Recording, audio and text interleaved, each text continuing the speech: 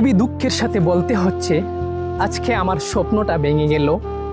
আপনারা দেখতে পাচ্ছেন আমার পিছনে তাল গাছ। এই তাল গাছের শ্যুট নেওয়ার জন্য আমি আসছিলাম। আপনারা ইতিপূর্বে আমার ভিডিওতে দেখেছেন। তো এই তাল গাছের শ্যুটটা আমি অনেক দূর থেকে নিয়েছিলাম, যার কারণে এই যে এই গাছটা দেখতে পাচ্ছেন, এই গাছটা ছিল আমার চোখের আড়ালে, যার কারণে ড্রোনটা এখানেই ক্রাশ করে ফেলে এবং আমার স্বপ্নটা পুরোপুরিভাবে শেষ হয়ে যায়। এখানে দানি জমির পাশে দেখতে পাচ্ছেন পানির মধ্যে এই ড্রোনটা ক্রাশ করে পানির মধ্যে পড়ে যায়। পড়ার পরে আমি ভিডিওটা আপলোড করেছিলাম, অনেকে আমাকে বলেছিল কিছু হবে না, আমিও মনে করেছিলাম যে কিছু হবে না। ড্রোনটা যখন আমি ঢাকা বসুন্ধরাতে নিয়ে যাই রিপেয়ার করার জন্য, তখন তারা অনেক যত্ন সহকারে আমার এই ড্রোনটাকে তারা রিপেয়ারের অনেক চেষ্টা করেছে।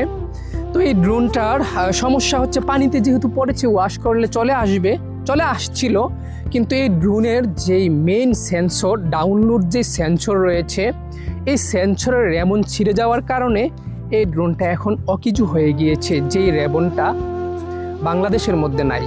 এবং যদিও বা তারা সংগ্রহ করতে পারে, কিন্তু এর সফটওয়্যার বাংলাদেশে নাই। তো আসলে শখের জিনিস, হৃদয়ের গভীর থেকে বলতে হয় ভাই, যারা এই ড্রোন চালান, যারা ড্রোন পাইলট রয়েছেন, আপনার একটু অসতর্কতার কারণে আপনার এই শখের জিনিসটা মুহূর্তের মধ্যে ভেঙে যাবে। আপনার স্বপ্নটা যখন ভেঙে যাবে না, তখন বুঝবেন যে আসলে শখের জিনিসের কত মূল্য। আমি এখন হাড়ে হাড়ে টের পাচ্ছি আমার কপালটা খারাপ। আর আমি আফসুস করছি না বিন্দু মাত্র, কারণ আল্লাহ তাআলা যেটা করে এটা ভালোর জন্যই করে। হয়তো বা আমার অনেক বড় একটা বিপদ ছিল, এটার উপর দিয়ে কেটে গেছে।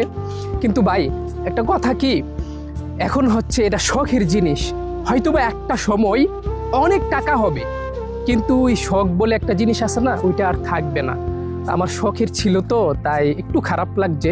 তো আমি আশা করি আপনারা যারা দর্শক আমার ভিডিও দেখে থাকেন বা ইতিমধ্যে আমার ভিডিও দেখে আমাকে সাপোর্ট করে আজকে এতটুকু পর্যন্ত আমি এসেছি, তো আপনাদের ভালোবাসা, আমি আশা করি যে আপনাদের ভালোবাসা চলমান থাকবে, আপনারা আমাকে সাপোর্ট দিবেন। আসলে একটা মানুষ মারা গেলে যেরকমভাবে কষ্ট লাগে না, আমি জানি এই কথাটা বলা ঠিক হয় নাই, তারপরও বলতে হচ্ছে আমার সাথে এরকমটা হয়েছে। আমার এই স্বপ্নটা যখন ভেঙে গিয়েছে, একটা মানুষ মারা গেলে, আপনজন মারা গেলে যেরকমভাবে খানাপিনা বন্ধ হয়ে যায়, ঠিক আমার সাথে এরকমটা হয়েছে। আমার খানাপিনা সব কিছু বন্ধ হয়ে গিয়েছিল। কি করবো আর, আমার এখনও কিন্তু আমি ভালোভাবে কথা বলতে পারতেছি না, কারণ লক্ষ টাকার একটা ডিভাইস। আর সবচাইতে বড় কথা হচ্ছে